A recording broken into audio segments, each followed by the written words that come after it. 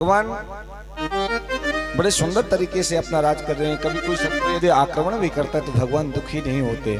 मानो संसार से बताना चाहते हैं, संसार को बताना चाहते हैं कि भैया जिस भवाटवी में हम आप रहते हैं ना, यहाँ दुखों का कोई पारावार नहीं है, दुखों की कोई कमी नहीं है। यहाँ नित्य प्रति नवीन दुख प्रकट होते हैं, लेकिन उसको सहने की, भगवान का नाम लेकर के नित्य प्रति उनको सहने का सामर्थ्य बनाना चाहिए अपने आप को।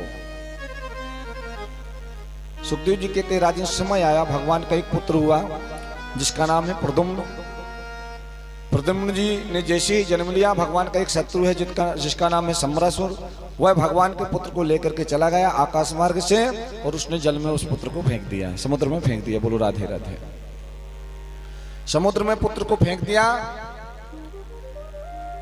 उस पुत्र को मछली निकल गई। कहते हैं समय आया, सम्रासुर के यहाँ जो काम करने वाले लोग थे उन्होंने जाल फेंका, समुद्र से उस मछली, देखो भगवान कुछ ना कुछ योग बना देते हैं। उनके जाल में वही मछली फंसी जो वो पुत्र को निकल गई थी।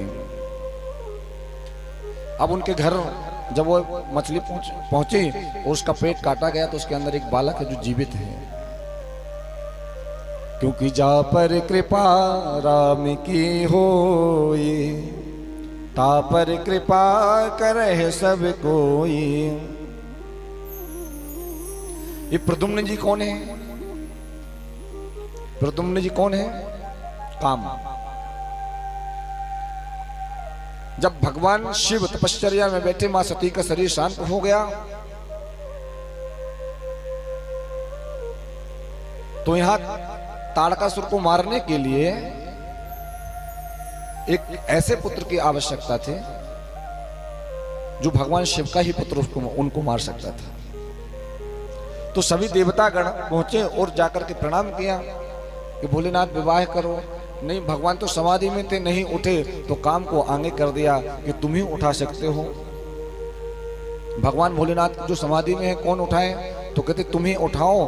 तो जैसे ही काम ने अपने बाणों भगवान के ऊपर चलाए, शिव जी का नेत्र खुला कि जब शिव ते सर नयन उघारा, निरखत काम भयहु जर छारा। काम जल करके राख हो गया। कहते हैं उनकी पत्नी जो रति है ना, वह जाकर के महादेव के चरणों में गई और कहने लगी भगवान आपने मेरे पति को, ये संसार की प्रगति तो रुक जाएगी, यदि काम नष्ट हो गया तो समस्त संसार की प्रगति रुक जाएगी, इसलिए